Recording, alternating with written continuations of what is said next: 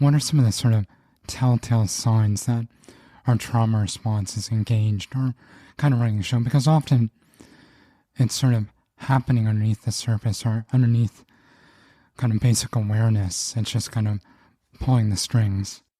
Yeah, I mean, many of us are very familiar with the term being triggered, right? So triggered, activated, irritated, frustrated. But typically, I let people know that the first signal of warning, you could say, is through the felt experience, right? So generally speaking, we have a felt experience through sensation in our biology. And it's the felt experience that activates, kind of initiates patterns of the past and will hook into, we could call imprints or memories of the past. And so, again, I'm not the one who coined this, but Joe Dispenza has been known to say that our past informs our present until we become conscious of it. So a trauma trigger or a trigger is anything that would activate your system. You would feel that in your biology if you're tuned into that. And generally speaking, you would jump into a protective pattern. So those protective patterns, I highlight 4 protective patterns. And I say you either implode or explode. So those are 2, right? Or you either shut down or numb out, pop out, shut down, or numb out. And those are kind of the same. So popping out would be dissociating, where you're not in your biology at all, right? You're floating around. You don't feel present to the world around you. You're not grounded.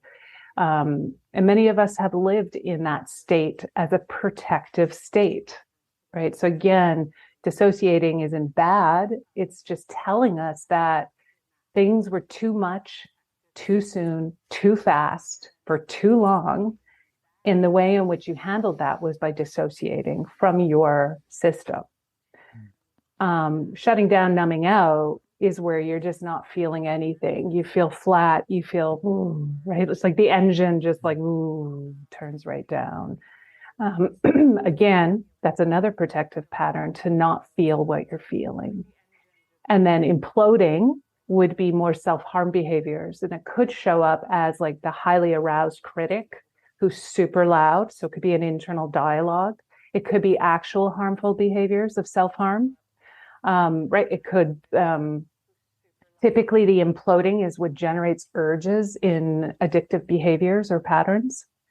Exploding is more of the obvious. You're externalizing that violence. You're externalizing that anger. You might hit something, someone. You might rage out loud. You might, need to go for a run and just like burn off that energy. Those are more explosive patterns, right? You might feel like all of a sudden the engine is revved up so high that you lose control completely. And Dan Siegel talks about flipping your lid. So that's when, you flipped your lid.